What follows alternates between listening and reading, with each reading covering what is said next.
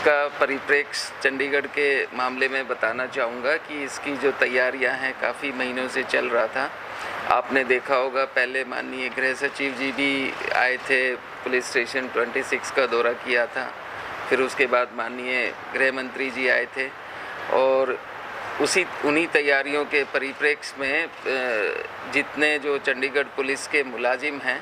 सभी को प्रशिक्षण दिया गया था, हैंड्स ऑन ट्रेनिंग जिसको बोलते हैं, कि किस तरह से तीनों नए कानूनों के तहत जो तकनीकी संवर्धन, टेक्नोलॉजिकल स्किल अपग्रेडेशन जो हुआ है उसके बारे में जो हर एक एस्पेक्ट है, जैसे अगर आप डेमो देखते हो तो किस तरह से कॉल आती है, फिर जो कॉल डिस्पैचर है, जो महिला कर्मी है वो कॉल डिस्पैच कर रही है, फिर बताती है कि भाई और किस किस को सूचना देती है, चाहे वो एफएसएल हो, क्राइम टीम हो, पुलिस स्टेशन हो। उसके बाद आईओ मौके पर आता है, एफएसएल की टीम भी मौके पर आती है। और जो मैंने शब्द इस्तेमाल किया तकनीकी संवर्धन, माने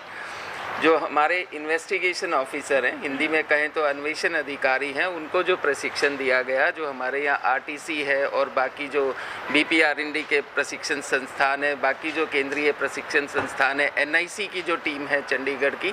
सभी ने मिलके हर एक एस्पेक्ट जो होता है पुलिसिंग का, टेक्निकल एस्पेक्ट जो होता है पुलिसिंग का, उसमें सभी की टेक्निकल जो स्किल्स है उनके बारे में अपग्रेड किया गया। टेक्निकल स्किल मैं इसलिए शब्द इस्तेमाल कर रहा हूँ, जिस तरह से जो तीनों कानून में भारतीय न्याय संहिता, नागरिक सुरक्षा संहिता और साक्ष्य अधिनियम, इन तीनों कानूनों में जो साक्ष्य पर जो बल दिया गया है और साक्ष्य भी वैज्ञानिक पद्धति से इस्तेमाल किया जाए और तकनीकी जो टेक्निकल स्किल के साथ इस्तेमाल किया जाए और इकट्ठा किया जाए। इसका उद्देश्य ये है कि देखिए, अगर आप साक्ष्य सही ढंग से, सच्चाई से, पारदर्शिता से और वैज्ञानिक पद्धति से इकट्ठा करते हैं तो उसका जो रिजल्ट है वो हमेशा सत्य आधारित होता है, उसमें कमी की गुंजाइश कम होती है। जब जल्दी से इकट्ठा किया जाए, समय पर इकट्ठा किया जाए और उसकी प्रिजर्वेशन जो है बिल्कुल इंटैक्ट रहती है, तो जो साइंटिफिक कलेक्शन ऑफ एविडेंस है उसकी कोर्ट में स्क्रूटनी के टाइम में, ट्रायल के टाइम में जो सत्य के जितने मापदंड है उन पर खरा उतरने की जो संभावनाएं ज़्यादा होती है। जब खरा उतरने की संभावनाएं ज़्यादा होती हैं तो उसका परिणाम या रिजल्ट ये होता है कि पुलिस अन्वेषण की जो कन्विक्शन रेट है, जो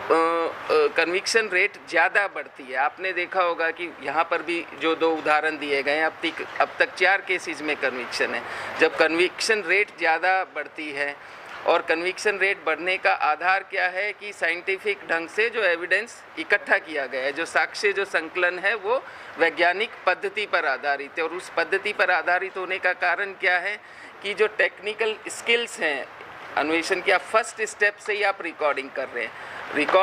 हैं तो रिकॉर्डिंग को आप टेम्पर नहीं कर सकते हो। टेम्पर इसलिए नहीं कर सकते, उसकी जो हैश वैल्यू है वो इंटैक्ट है, चाहे रिकॉर्डिंग के टाइम से लेकर और जो न्यायालय तक ट्रांसफ़र होती है, जो समय अवधि है 48 घंटे की, और वहाँ पर भी जो जाती है उसकी हैश वैल्यू और जो टेक्निकल सर्टिफिकेशन है वो सेम है। जब आप टेम्पर नहीं कर सकते अपने साक्ष्य में, 4-4 मिनट के जो रिकॉर्डिंग्स हैं तो उसमें सबूतों में कुछ चेंज नहीं हो सकता। अब जैसे मान लीजिए ऑनलाइन है, ऑनलाइन चीज़ें होती है, डॉक्यूमेंट्स भी ऑनलाइन ट्रांसफ़र होते हैं। आपने अपनी रिक्वायरमेंट, कोई इंजर्ड है, किसी का पोस्टमार्टम होना है, आपने अपनी रिक्वायरमेंट जो है हॉस्पिटल में उसको ऑनलाइन भेज दिया, ऑनलाइन ही रिपोर्ट आ जाती है। कई बार आप लोगों ने भी देखा होगा कि एमएलसी की रिपोर्ट महीनों तक नहीं आती है, पोस्टमार्टम की रिपोर्ट महीनों तक नहीं आती है, या इन्वेस्टिगेशन ऑफिसर लेने नहीं जा पाते हैं, डॉक्टर्स बना नहीं पाते हैं, जो अभी एक समय अवधि के दौरान में समय पर आ जाती है। सेम चीज़ एफएसएल का जो है, एफएसएल का जो क्यूआर कोड सिस्टम जो लागू किया गया है कि आपका एफएसएल तो फिजिकल एग्जिबिट में वहाँ पर जमा हो गया, लेकिन रिपोर्ट आने का जो सिस्टम है अन्वेषण अधिकारी के पास भी, कोर्ट में ट्रांसफ़र होने का भी, वो सारा जो है वो ऑनलाइन कर दिया गया। इसी तरह से जो चार्जशीट है, बाकी जो डॉक्यूमेंट है, उनकी जो स्क्रूटनी है, उनका जो एग्जामिनेशन है, उनका जो एनालिसिस है, इन्वेस्टिगेशन ऑफिसर को जो गाइडेंस मिलनी है लीगल असिस्टेंट और असिस्टेंट डायरेक्टर प्रोसिक्यूशन से और अटॉर्नीज से, वो सारा जो है ऑनलाइन प्रोसेस हो गया है। इस ऑनलाइन प्रोसेस से ये है कि आपको समय पर रिपोर्ट्स तो मिलती है, आपका जो आने जाने का समय है, वेट करने का समय है, कई बार कि आप चले गए 2 घंटे वेट कर रहे हैं। अब इसके साथ साथ जितने आपराधिक जो न्याय प्रणाली के जो स्तंभ है, जो महत्वपूर्ण 5 स्तंभ है, पुलिस है, जेल है, प्रोसिक्यूशन है, कोर्ट्स हैं, फॉरेंसिक्स हैं, इसके साथ साथ हॉस्पिटल भी है, इन सभी को इंटीग्रेट किया गया है।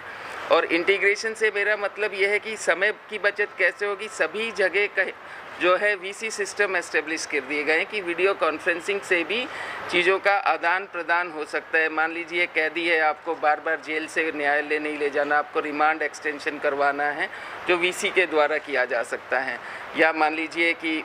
हॉस्पिटल में डॉक्टर को अपनी गवाही देनी है, या फॉरेंसिक वाले को अपनी गवाही देनी है, या इवन जेल अधिकारी को ही अपनी गवाही देनी है। वो सारी सुविधाएं इसके तहत जो चंडीगढ़ में तकरीबन 80 स्थानों को नामित किया गया है वीडियो कॉन्फ्रेंसिंग के लिए कि जहां से आप अपनी गवाही दे सकते हैं। तो ये सारे जो महत्व, इसको न्याय श्रुति का नाम दिया गया है। ये जो डैशबोर्ड है उसको न्याय श्रुति का नाम दिया गया है। ये इन सारी सुविधाओं के तहत जो हमें समय की बचत होगी, हमारी स्किल ज़्यादा होगी, और समय के साथ साथ संसाधनों की बचत होगी, और अंत में जो है कि कन्विक्शन जब बढ़ता है तो आपकी जो न केवल कन्विक्शन बल्कि जो आपका पूरा जो तीनों कानूनों का जो मूल है, जो आत्मा है, वो ये है कि आप औपनिवेशिक जो कानून थे आईपीसी, सीआरपीसी, आप